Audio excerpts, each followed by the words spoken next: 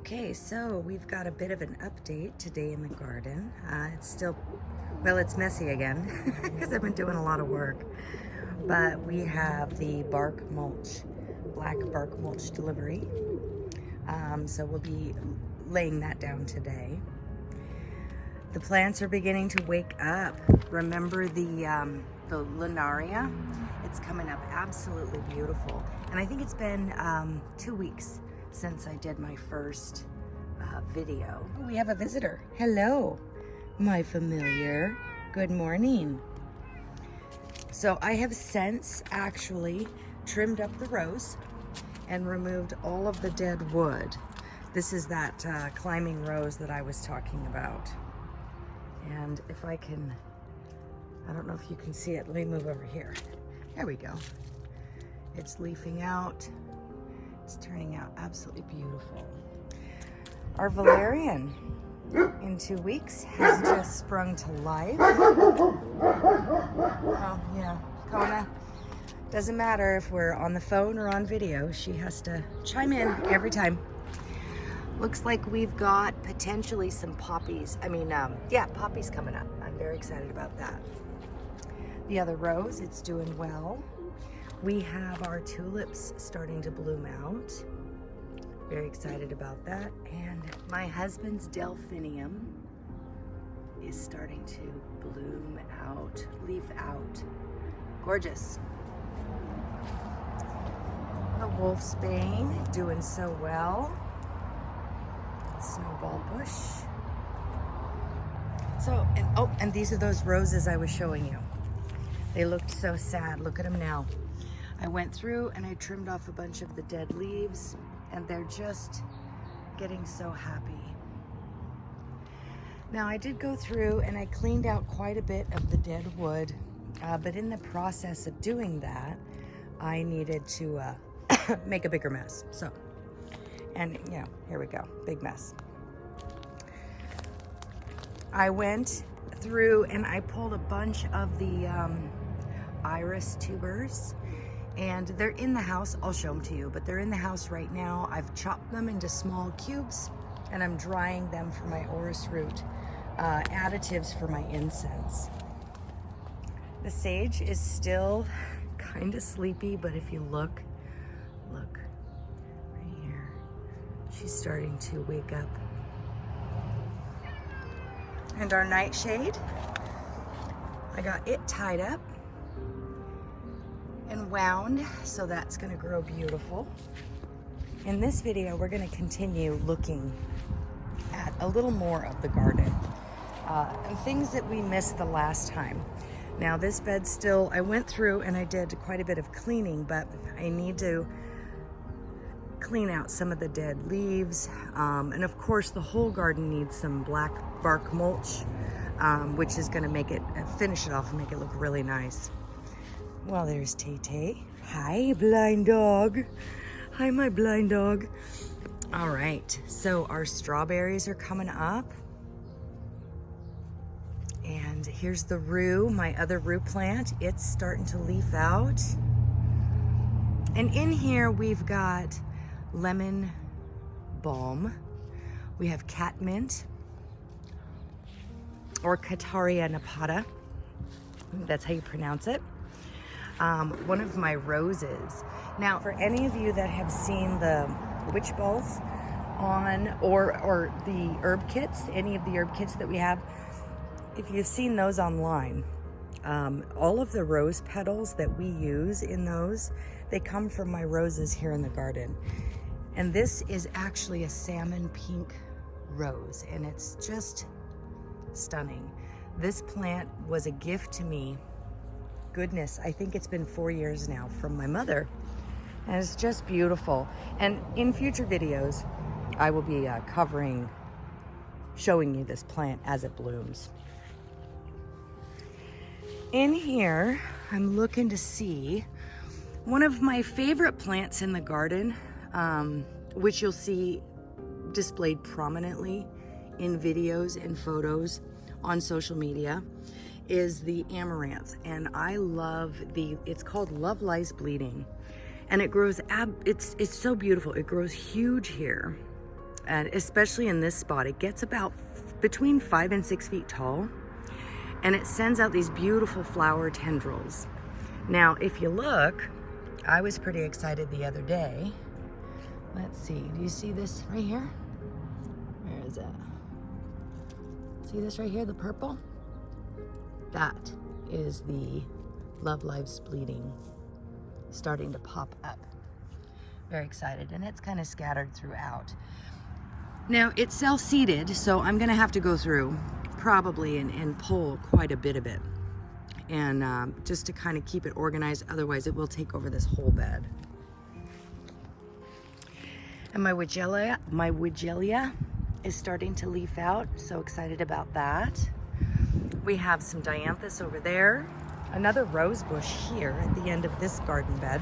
Now this rose was a gift from my husband just last year, and I left the tag on this one. It's called the Le Petit Prince. And it's got so much scent. When it flowers out, it fills this whole garden with scent. It's just beautiful. I love it. You got this beautiful color. Okay, now over here, there's a funny story over here. We created, it looks so sad right now. We created a pond. In this pond, there's the pump, and it's just beautiful when everything is leafed out and there's flowers all around in here. The thing with this pond is, last year I went through to clean it, like every spring around this time. I'll go through and I'll clean out the water and hide the black liner. And last year when I went in to do it, I realized that there were dragonfly larvae. The giant dragonflies, the larva was living in there. And I could not for the life of me bring myself to drain it and remove them. So last spring, they stayed. This is what a pond looks like when you don't clean it out. Gross, right? Doesn't stink or anything, which is good, but I cannot bring myself to kill off the dragonfly larva. So I will go in this year, and I'm gonna fish around a little bit, see what I find. If they all hatched out last year, I'm gonna drain this, and then I'll have to take the rocks and lay them out and bleach them in the sun. Fix the liner again, which is, a yearly thing, and then reline it and re-stack the rocks. But back here, we have more iris, and these are hops, another item. They're just exploding. These hops are another item that you will find in our herb kits. And it's also in some of my calming and sleep teas. The hops here, there's 2 varieties. So there's a citrus variety over here, and there's a more musky variety on this side. And they grow together, and it's really difficult to tell the difference. And that's my bad. When I planted them, I didn't realize that they would blend. So I have to kind of eyeball it when I harvest as far as the flavor goes. In here, look at the lemon balm. It is just so happy. Now, when I back off, you can see there is a pathway that is created here. This is a naturally created pathway by the dogs. They come in, they walk here, and then they go back this way. And it goes back behind the irises. This looks so beautiful because it creates somewhat of a hedge, and it's a mix of Icelandic daisies and lemon balm. It's so pretty. And I did try and plant something here last year. I tried planting a small shrub, and I don't think it came through. And all of this, I don't think it didn't make it.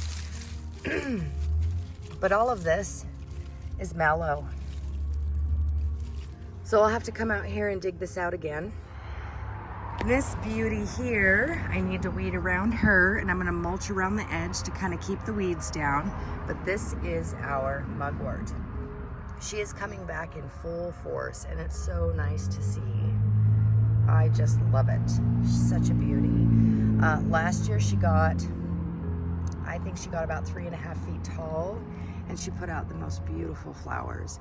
And I loved seeing all of the butterflies on her. It was so nice. What we've been doing is we're cleaning out our garden beds. We've got some soil additives that we're going to be bringing in to prep them for this year's planting. Normally I plant vegetables in this one.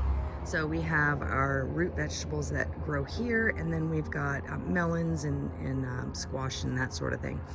This year we're going to change it up a little bit. This bed is going to be more for of an herbal garden itself, because we do go through so many herbs. And I like using herbs in our kits and all of our items that I know where they came from, and that they were harvested at the proper times of the year or proper times of the month. So here I have somewhat of a bit of control over that outcome. So we are cleaning out that bed, and that's probably going to be finished today. At least I hope it'll be finished today. And we have about another month before I can bring my plants out and put them in the garden. Now, my son built these beds for me 4 years ago, or 5 years ago now, for Mother's Day. And they're a little bit on the large side. If I were to do them again, I would have separated these two into 2 beds to make it easier to harvest. So basically there would have been 2 beds with some separation between them so I could actually get in there. But with this one, what I do is I just take up the wood here and I lay it down on either side so I can just walk in and harvest that way. And we have this center here, which still needs to be weeded. All of our time, that's what all of this is. It started off as the smallest plant, and it's just taking over this space. This is where our time comes from. We have 2 varieties in here. We have just a basic standard time, and we have a lemon time. This is where we're going to plant our beans. As you can see, I have my work cut out for me. Woo! So I have to dig all of this out. But our beans are growing, and they're inside, they're waiting to come out. Because beans themselves they don't like to be cold, so the soil itself has to be about 50 degrees for them to flourish. They're not gonna die if I bring them out now, unless we have a frost. But I'm gonna wait to keep them warm in the house, that way we don't lose any. And then I'll bring them out. And this bed is another herb bed, and it hasn't been touched since fall. I've done nothing in here but dump some leaf mulch from my yard cleaning. So what I'll do is I'll just turn the soil in this bed. There's quite a few volunteer plants that some of them I'll probably leave, but most of them have to go. The mullein is, which is right here, this big leafed plant. The mullein is a staple also in a lot of our ritual items. It's a wonderful plant, and I've done a blog post in the past, but I'll post more about mullein in the future. But I'm gonna leave that one there. The problem with mullein is it reseeds itself, and it does a fantastic job at it, and you end up with mullein everywhere. Over here, off to the side, it's starting to come up, is our rhubarb. Just beautiful. There's Tay-Tay, our blind dog, who is trying to maneuver the best that she can. Happy girl. Okay, this off the side of the patio, we've got this small garden bed. Now this little garden bed, when we first moved in here, was just kind of like a sand pit. So we dug out the sand and we put in gardening soil here, and we've planted various things in here. It's a small bed, but it's highly functional for me because this is more of a altar space for me. So I use this little space here as an altar. I moved most of the things inside for winter, and I'll be bringing them back out. But this ivy, English ivy, forms a beautiful backdrop here as it leaves out, and it's beginning now. And we've got a sedum here. It's so pretty. Looks like we lost our lavender when the tree fell. It just snapped everything off. And I haven't really gotten close yet, but I don't think it's gonna make it. It's just too loose. I mean, the soil is moving around the root ball. I don't know. And I don't feel any life in the plant at all. So I don't think it's gonna make it. I'll probably dig it out and replace it with another lavender because I like having the lavender here. And then we've got two different barberries. I love the contrast of color.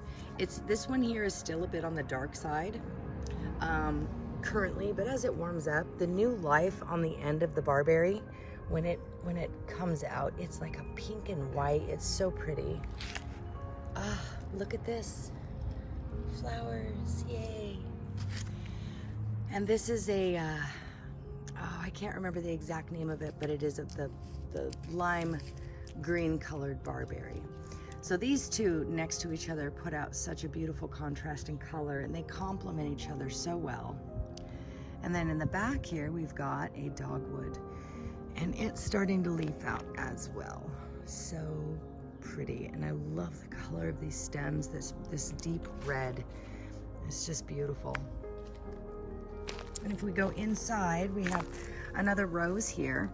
This is the rose that my husband bought for me for Mother's Day when we got the two mom roses over on the side there. And over here, we've got our columbines and some grass that needs pulled. I'm gonna have to get in here, and it's the challenge is getting in here underneath the plant and pulling all of the grass out without disturbing the roots or the growth pattern of this plant, but these are beautiful.